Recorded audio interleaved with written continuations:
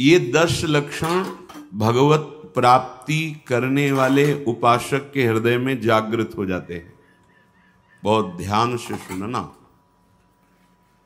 ये 10 लक्षण जब प्रकट होने लगे तो जान लेना कि अब हमारा परम सौभाग्योदय होने जा रहा है।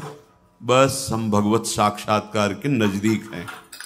जब तक इन 10 लक्षणों में कमी दिखाई दे तो संभालो इन 10 लक्षणों को अपने जीवन में पक्का।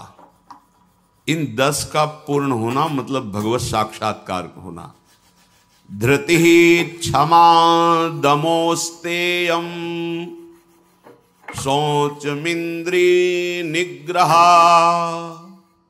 धीर विद्या सत्यमक्रोधो दशकम धर्म लक्षणम।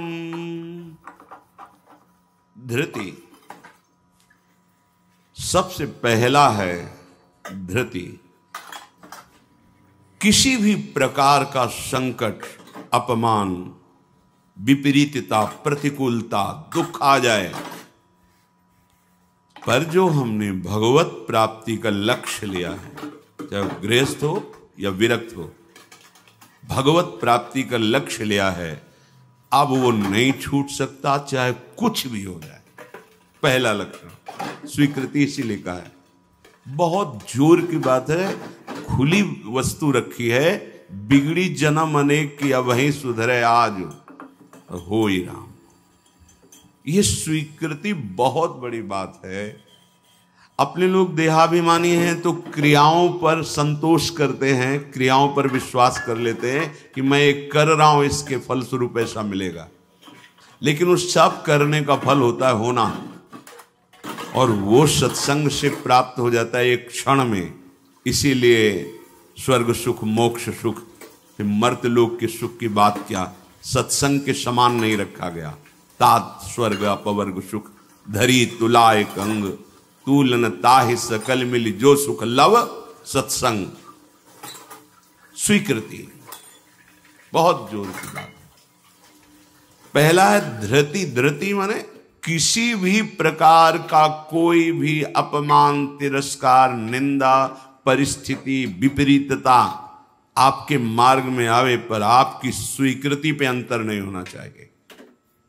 इसे धृति कहते हैं। धृति ये बहुत आवश्यक है भगवत मार्ग के पथिक को। जो स्वीकृति की हुई है उस पे कोई विक्षेप नहीं पड़ना चाहिए। जो होना सो हो जाए, स्वीकृति नहीं बदलनी चाहिए।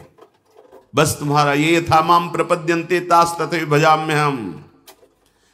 कोई भी परिस्थिति, कोई भी विपरीतता, कोई भी अपमान हमारी स्वीकृति में अंतर नहीं डाल सकता। मृत्यु स्वीकार करना अच्छा है, पर स्वीकृति पे अंतर नहीं आना चाहिए। वही स्वीकृति भगवत प्राप्ति करा देगी। गोस्वामी जी बाद में सब बातें कह रहे, पहले कह रहे बिगड़ी जन्म अनेक की अब ही सुधरे आज। हमारी धृति इतनी कमजोर है कि प्रतिकूलता के आभास मात्र में हम छोड़ देते हैं। प्रतिकूलता तो है ही नहीं, प्रतिकूलता के आभास, शायद प्रतिकूलता आ जाए, इससे हम भाग पड़ते हैं। ये कायरों का मार्ग नहीं है भगवत प्राप्ति। अज्ञान को छोड़िए। क्या तुम प्रभु को छोड़ दोगे तो दुखों से बच जाओगे क्या?